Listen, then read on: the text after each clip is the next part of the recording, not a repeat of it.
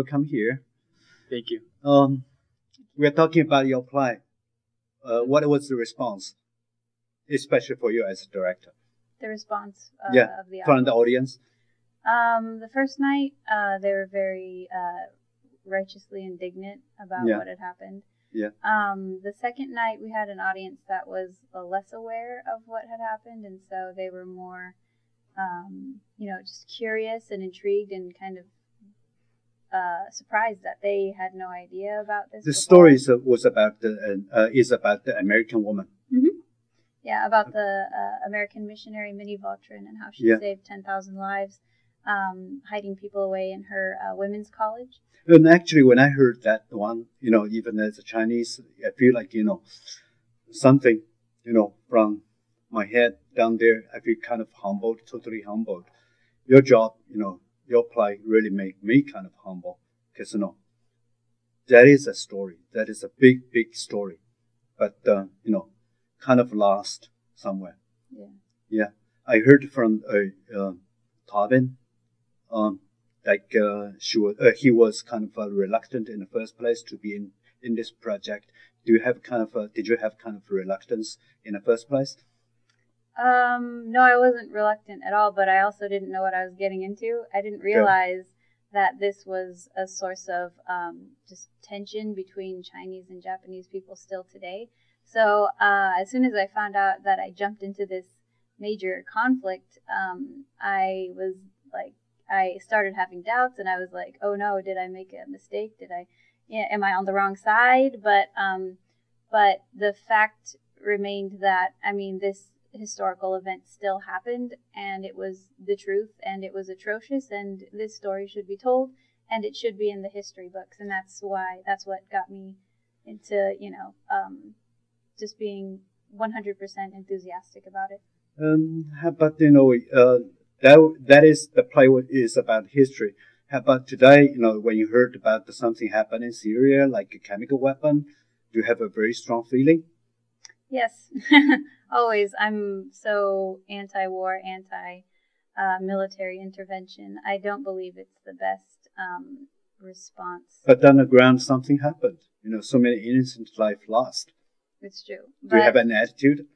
But more weapons and more war and more there is no solution. Yeah, exactly. Okay. I don't believe that what the U.S. is proposing is the best idea. Chen, actually, I'm kind of curious. How did you, initiate so many people work together on that project? So the people that originally worked on the project is not just me. Both Jenny Chen and I started the organization called Foundation Honoring Nanking Massacre Survivors. Mm-hmm. And we moved to the Bay Area because we believe San Francisco is a place that has a long history of advocating peace. The UN Peace Treaty, or the San Francisco Treaty, was signed at the UN Plaza, and it officially marked the end of World War II. So as San Franciscans, we have a duty to advocate peace and to advocate the tradition of this city. Do you expect your audience to really get your message? Yes. Did they get the message? Yes, and I remember on both days of preview, which is August 9th and 10th at Temple Baptist Church, and there was one of the audience, Margarita, after the play, she was crying, and also I saw a couple other audience that was crying too, and it was the response that they were crying was because it's a topic that's about humanity. It affects people from all culture. Okay. It's not about Chinese or Japanese. It's about something universal that we can all identify with.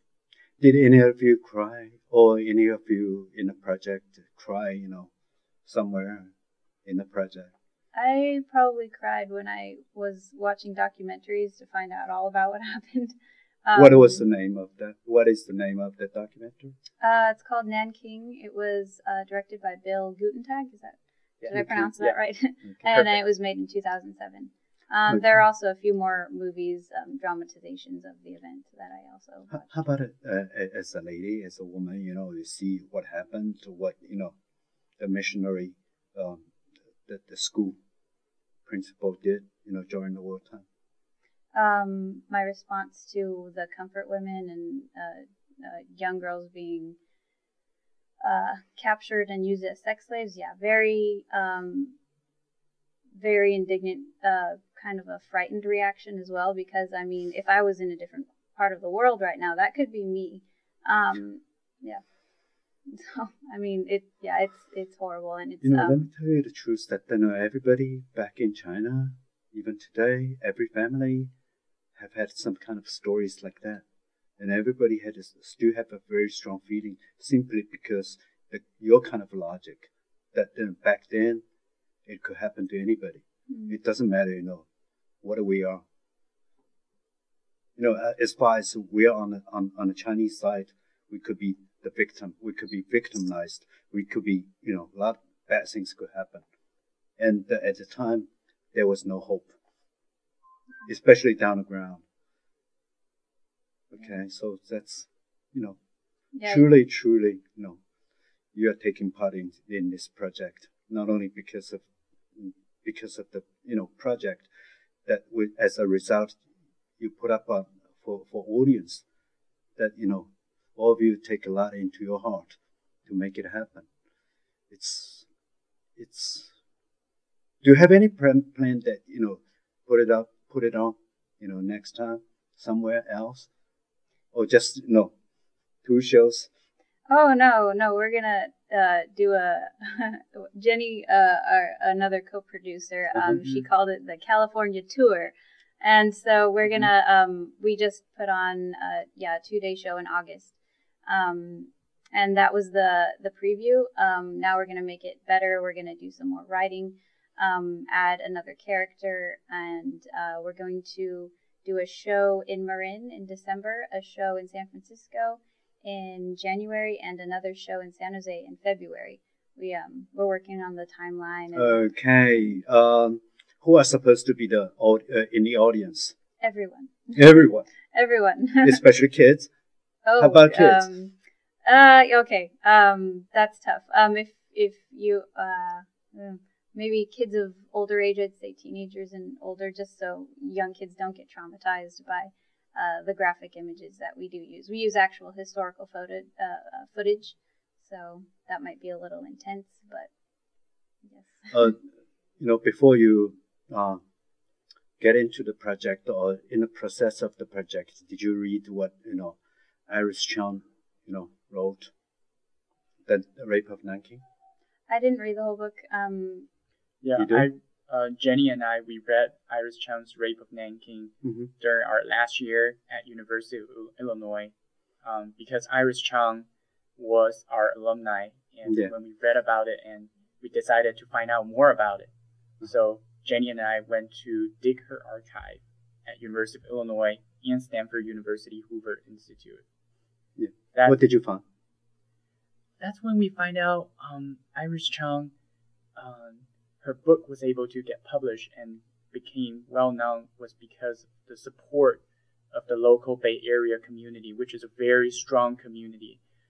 For example, there was 2 organizations, the Global Alliance for Preserving the History of World War II in Asia and the Rape of Nanking Redress Coalition, and both organizations were helping Iris Chang with fundraising and also providing her with necessary support. Okay. Did you find her kind of video that was recorded back in Nanking?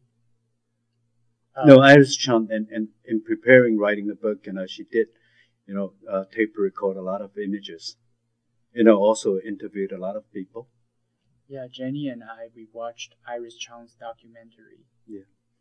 And also all of us watched the documentary Nanking. Yeah. So we saw the footages and some interviews that they conducted with the survivors. Do you think in doing this, do you feel like, being kind of sad, traumatized yourself? Yeah, definitely.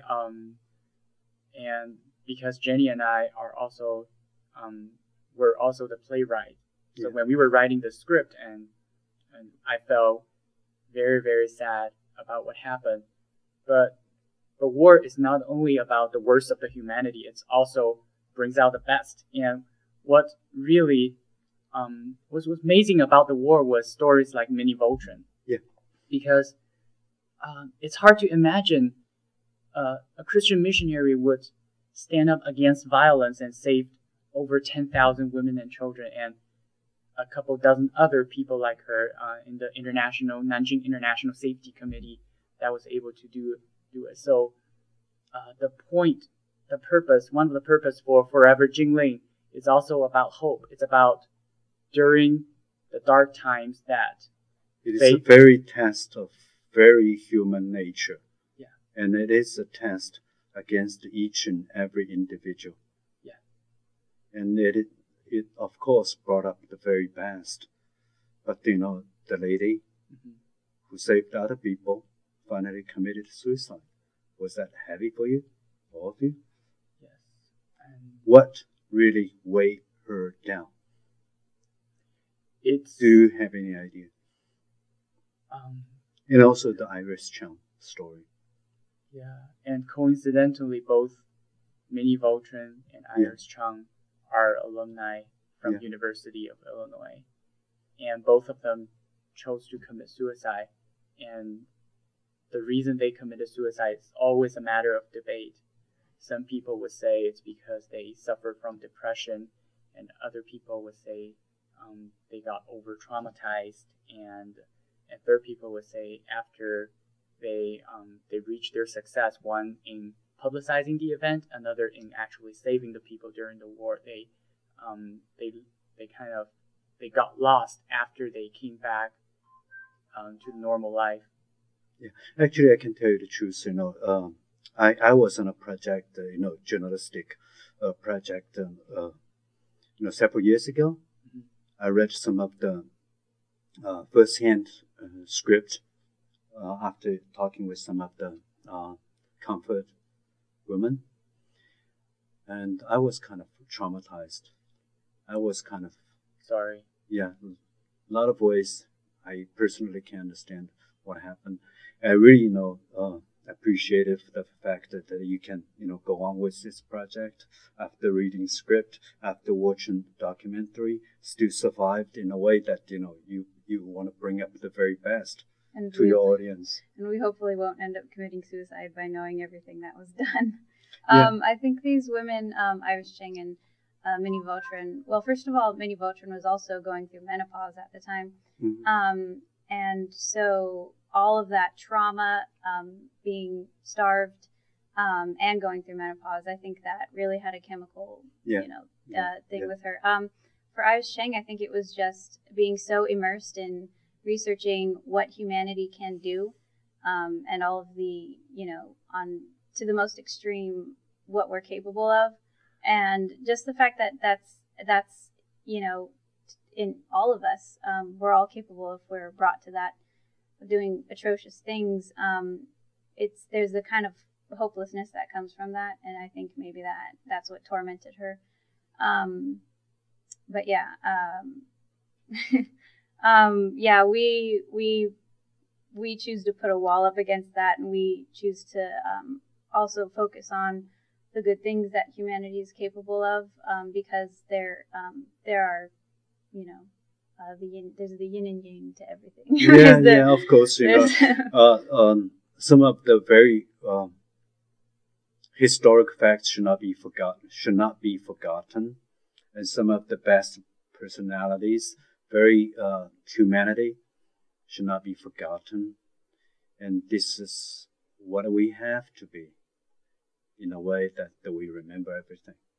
We have to survive ourselves in a lot of ways. And also you understand the fact that some of the controversies today, and I think, you do understand that, part of the history is lost simply because, some people are still in denial of the fact something happened. And as it is in the record, 300,000 people dead, murdered in Nanking or Jingling, But some people said that it's not a massacre simply because the figure was not that huge. Do you agree with that? No, even if it was 40,000, only 40,000 people, yeah. It's still a massacre, and it's still an atrocity. And it's still especially the trauma of the people being raped. Mm-hmm. Yeah, then killed in a brutal way. I think history should be preserved with integrity. Yeah, and I think City of San Francisco does a very good job to set an example of respecting the history. Mm-hmm. On June 18th this year, the City of San Francisco Board of Supervisors unanimously passed a resolution demanding apology from Osaka Mayor about his comment of rationalizing the need for having comfort women or sex slaves in the Imperial Japanese Army. Do you think the other side got the message? So the latest updates we have is the Osaka mayor got furious, so he canceled his visit to San Francisco, and also he demanded the city of San Francisco to retract that resolution that demands his apology. Do people here get that message? No, they are in total denial. Do people in the Bay Area? I think the mayor. The other, on the other side of the ocean. Other side of the ocean. The Japanese. Do they get the message? I hope. Do they get the message? I think. Are we sorry if they don't come? Are we sorry if they don't come? Yeah. I think it's his choice. Yeah, it's their choice, but we have our choice, right?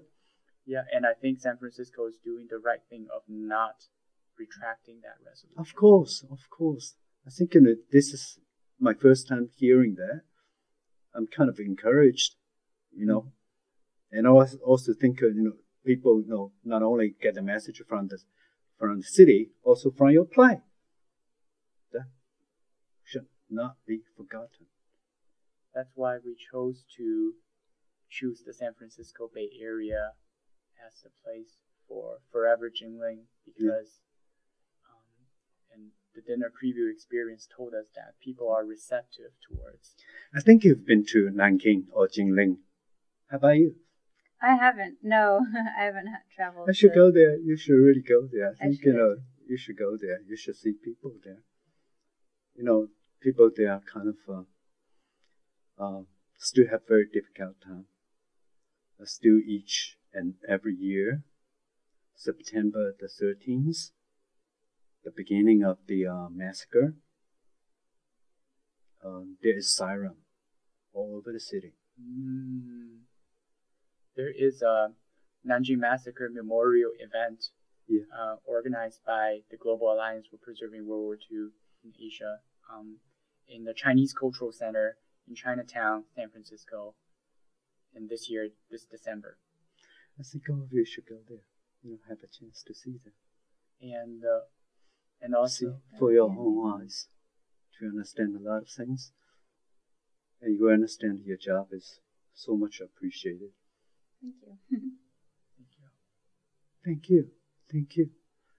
I can hardly imagine, that, people here, have so much principles to work with history, true to history, to make the play happen. I think I really appreciate the people here, including Selena, thank you. And Jenny, and you guys, because it's the community that make it happen. Yeah. I see a lot of people very strong feeling, have very strong feeling. Of course, all of us here, have family stories, sometimes hard to tell, and even today. And also on September 14th, there will be a memorial ceremony at the Sonoma State University. There will be a memorial bench that is dedicated to what happened in Asia during World War II. Yeah. I hope I can see you there. Thank you. Thank you. So I find it upsetting that I never really learned the significance of the Nanking Massacre in school or through textbooks. Foreverjingling is about a woman, a missionary named Minnie Vautrin, who came from Illinois to China. She saved 10,000 women and children on the campus of Jinling College. Surprised that I didn't even know about her until now. And it's weird because I studied, I went to high school and I did AP US history, and I still didn't hear about this from my history teacher. I did world history honors. I still didn't hear about this either. And even if they did mention it, it wasn't anything like super big, because then if it was super big, I would have remembered. So what we want to do in the coming months is a California tour to add more characters and give a fuller history of what happened during the Nanking Massacre. So in order to make this bigger and better project happen, we're in need of stipends for actors, a stipend for a lighting designer, money for lighting equipment rental, money for rental space for a venue. We need money for transportation and food because we'll be going all around the Bay Area to promote this play and promote awareness for the history. So if you are ready and willing to donate to our cause, please send a tax-deductible check to Intersection for the Arts, and it will be greatly, greatly appreciated.